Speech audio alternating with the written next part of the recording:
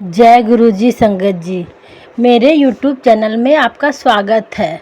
मेरा नाम नीता है। मेरे YouTube चैनल का नाम है शुक्राना गुरुजी विथ नीता। मैं आपको दिव्य आभा का सत्संग शेयर कर रही हूँ। हमारे अस्तित्व का मूल गुरु गोविंद दऊ खड़े काके लागू पाए। गोविंद से गुरु बड़े जो गोविंद दिए दिखाए। इस पद में कबीर में मन में संशय का भाव स्पष्ट है कि गुरु और गोविंद दोनों जब समक्ष खड़े हों तो किसके पांव छूने चाहिए। फिर वह इस निर्णय पर पहुंचते हैं कि गुरु के आशीष के बिना गोविंद ईश्वर का पाना असंभव है। हमारे मन में ऐसा कोई संशय नहीं है क्योंकि गुरुजी स्वयं परमात्मा है। मैंने गुरुजी के बारे में सर्वप्रथम अपने मामा जी कर्नल जोशी से सुना था। यह 1996 के आसपास की बात थी और मेरा युवा स्वाभिमान अपनी पूरी श्रद्धा एक गुरु को देने को तत्पर नहीं था। अप्रैल 1994 में मुझे चंडीगढ़ में पहली बार गुरुजी के दर्शन का सौभाग्य मिला।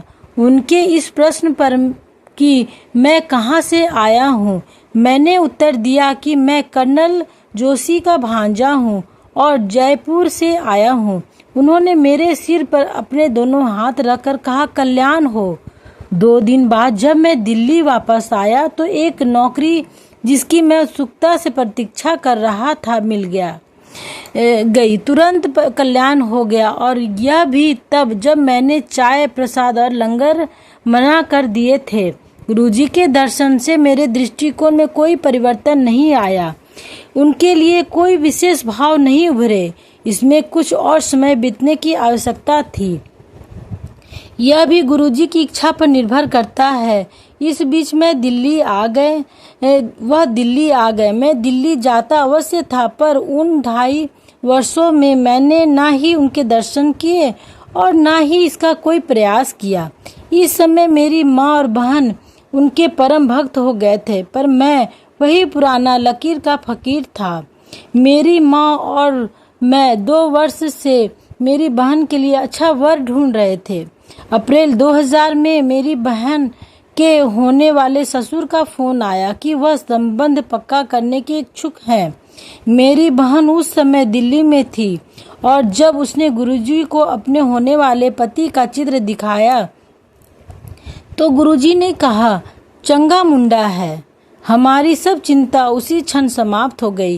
गुरुजी की कृपा से जनवरी 2001 में विवाह की तिथि निश्चित हुई।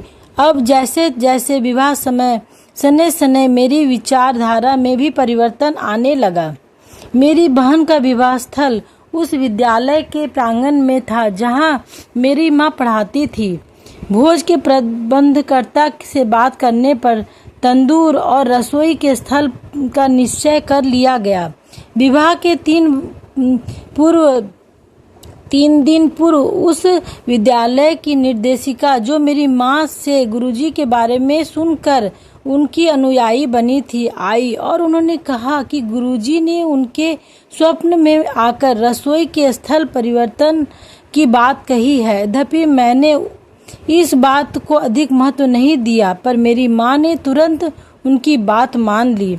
विवाह बहुत भली भांति संपन्न हुआ और सब अतिथि आज भी उस संतुष्ट स्वादिष्ट भोजन की सराहना करते नहीं थकते। इस दृष्टांत इस बात को स्पष्ट कराते हैं कि गुरुजी वास्तव में अंतर्यामी हैं। इतना होने के बाद भी मैं विश्वास और आस्था से कोसों दूर था।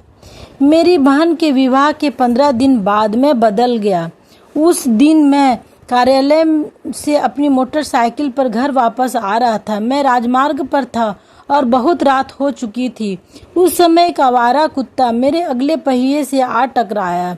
मेरी गति इतनी तेज थी कि एक कंकड़ भी मेरे साइकिल के नीचे आता तो मैं पलटी खाकर गिर सकता था। ऊपर से एक बस मेरे पीछे चिपकी हुई आ रही थी और गिरने पर मेरा अंत निश्चित था। परंतु गुरुजी की दया से और कुछ दर्शकों के अचंभे से मैंने अपना संतुलन नहीं खोया। मेरी भगवान को धन्यवाद कहने की इच्छा हुई, जो मैंने घर के रास्ते में अगले मंदिर के सामने अपना शीश झुकाकर किया। उसी समय गुरुजी की सुगंध से वातावरण महक गया। मेरे तर्क और स्वाभिमान ने मुझे त्याग दिया और मैंने मन ही मन गुरुजी को धन्यवाद दिया। नास्तिक से श्रद्धा परिवर्तन तत्कालिक था। जय गुरुजी, शुक्राना गुरुजी।